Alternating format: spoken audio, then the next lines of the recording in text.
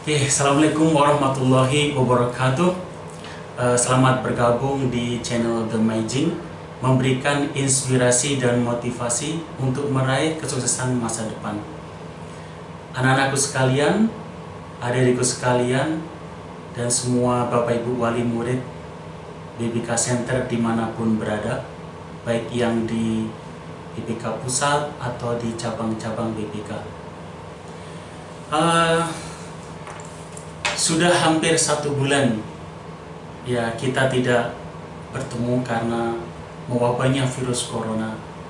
Tapi saya tetap bangga kepada anak-anak, masih tetap semangat, tetap rajin untuk selalu mengikuti materi-materi BPK dengan online atau ya mengerjakan tugas-tugas dari rumah. Tapi saya yakin semuanya adalah demi sebuah investasi di masa depan. Anak-anakku sekalian, adik-adikku sekalian yang tetap punya semangat luar biasa dalam situasi dan kondisi seperti ini. Pada kesempatan ini saya akan memberikan sebuah motivasi yang sambil dari buku The Maging.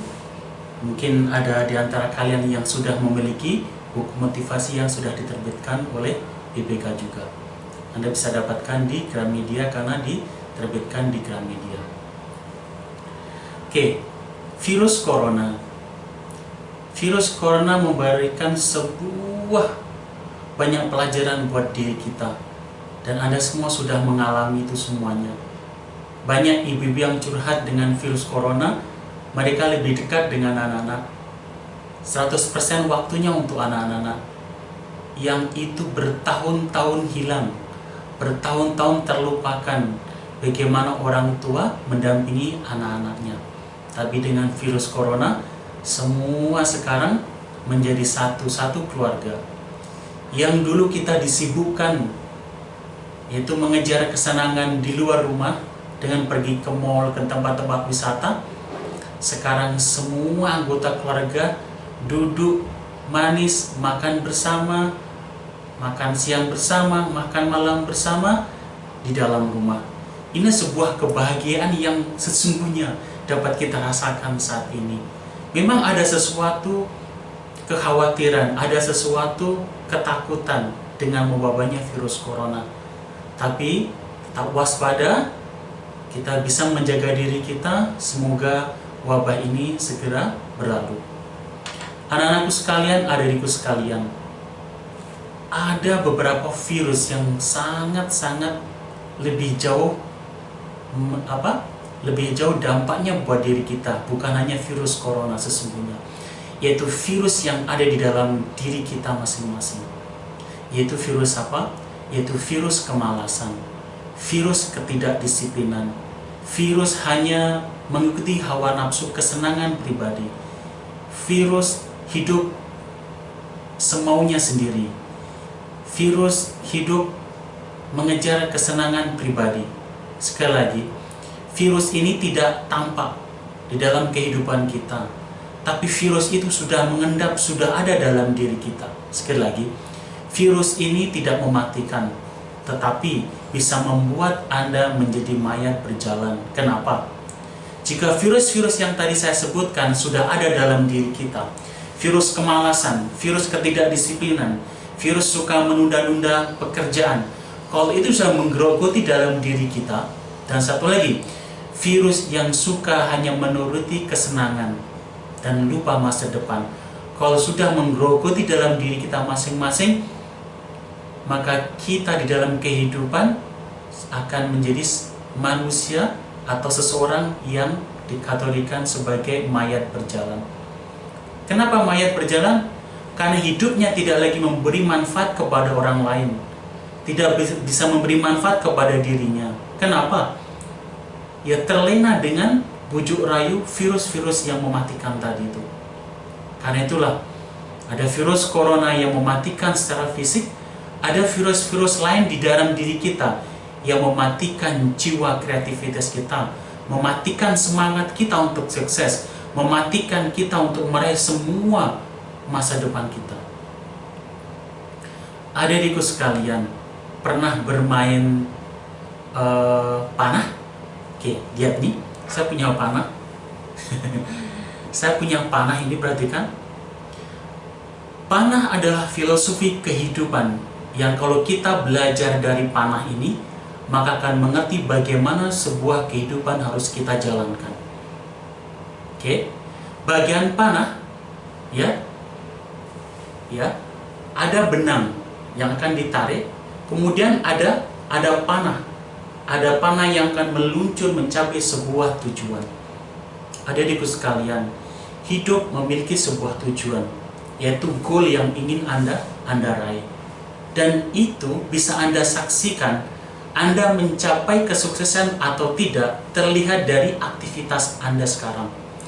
Jika semua aktivitas Anda, investasinya saat ini kelihatan menuju sebuah goal, sebuah cita-cita, sebuah harapan yang tinggi di sana, maka investasi waktu di sini adalah berkaitan dengan itu semua. Contohnya belajar bahasa Inggris, contohnya belajar rajin di sekolah, atau belajar bidang-bidang yang lain yang akan menuju ke puncak kesuksesan itu. Tapi sebaliknya, masa depan Anda bisa Anda lihat sekarang, yaitu masa depan tidak sukses, jika kehidupan Anda di sini, kehidupan di sini tidak mencerminkan bagaimana langkah-langkah untuk mencapai sebuah kesuksesan. Oke, perhatikan. Tali yang di dalam panah ini bisa ditarik. Ini adalah sebuah usaha Anda. Kalau hidup kita hanya normal, lurus seperti ini, tanpa tarikan apapun, tanpa usaha apapun, maka anak panah tidak bisa berlari. Maka Anda tidak bisa berlari menuju sebuah tujuan itu. Tidak bisa berlari mencapai tujuan impian Anda. Karena itulah Anda harus menarik diri. Menarik diri dari tidak kedisiplinan. Menarik diri dari kemalasan. Menarik diri dari hingar-bingar kehidupan yang melalaikan masa depan kita. Menarik diri sekuat tenaga. Investasikan waktunya sekuat tenaga untuk melesatkan diri Anda mencapai sebuah tujuan tersebut. Sekali lagi, tarik yang kuat, tali tarik yang kuat, biar anak panah melesat mencapai sebuah tujuan goal yang Anda inginkan. Sekali lagi, kehidupan Anda masa depan adalah terlihat dari bagaimana Anda usaha, bagaimana Anda bekerja, bagaimana Anda melakukan setiap aktivitas didasari oleh sebuah semangat dalam rangka mencapai tujuan itu. Ada sebuah cerita yang juga ada di dalam buku ini, yaitu pernah tahu namanya binatang bunglon?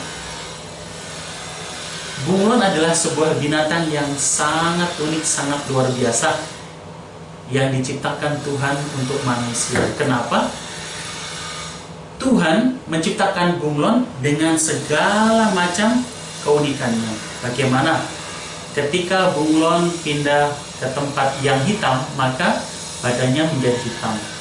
Ketika bunglon pindah ke tempat yang warna hijau, maka kujur tubuhnya berubah menjadi hijau. Dan sekali lagi, satu kehebatan bunglon adalah kecepatan lidahnya. Bunglon adalah salah satu binatang pemakan serangga. Jadi kalau lidahnya ingin menangkap sesuatu dengan kecepatan yang luar biasa, walaupun serangga itu bisa terbang, tapi kecepatan terbang serangga itu akan kalah dengan kecepatan gerak lidah dari bunglon itu. Pada suatu hari, bunglon jalan-jalan ceritanya. Bunglon jalan-jalan ceritanya karena sudah suntuk dengan situasi di rumahnya.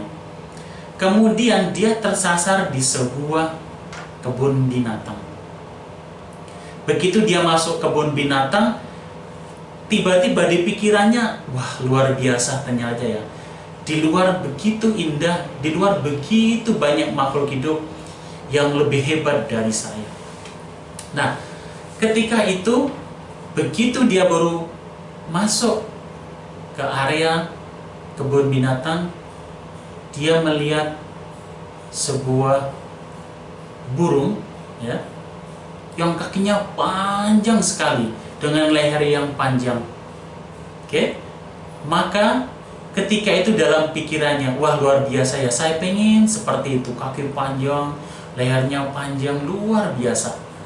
Kemudian begitu terlintas dalam benaknya, meminta pada Tuhan, dan itu dikabulkan juga. Seketika itu juga bunglon mempunyai kaki yang panjang, leher yang panjang. Kemudian dia merasa bangga wow, kakiku sudah panjang, leherku sudah panjang, saya keren sekali. Dia jalan lagi gitu. Kemudian melihat seekor gajah yang sedang minum dengan belalainya atau menggak belalainya. Kemudian dia berdoa lagi pada Tuhan. Ya, alangkah indahnya bisa menjadi seekor gajah yang memiliki sebuah belalai yang sangat panjang. Tiba-tiba Tuhan dengan mengabulkan permintaan dari bunglon itu. Pecung, dan keluarlah belalai yang panjang itu. Ya, jadi kakinya panjang, belalainya panjang, dan dia terus berjalan dan berjalan. Kemudian dia melihat yaitu binatang yang lainnya.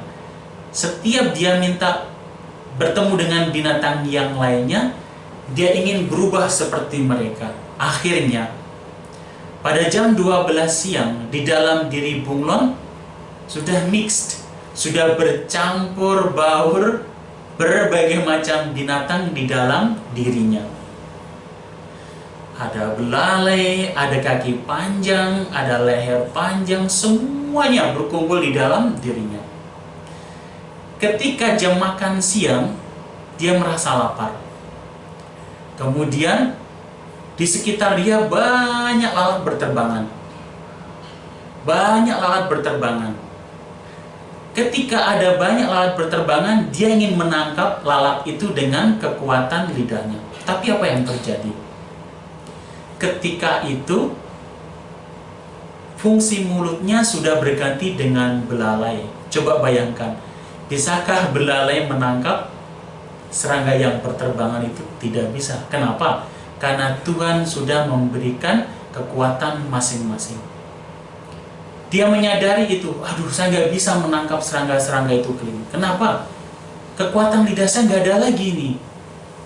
Sampai dia kelaparan, akhirnya dia sadar diri dan tobat kepada Tuhan. Ya Allah, saya bertobat kepadamu, kembalikanlah aku kepada jati diriku yang sebenarnya.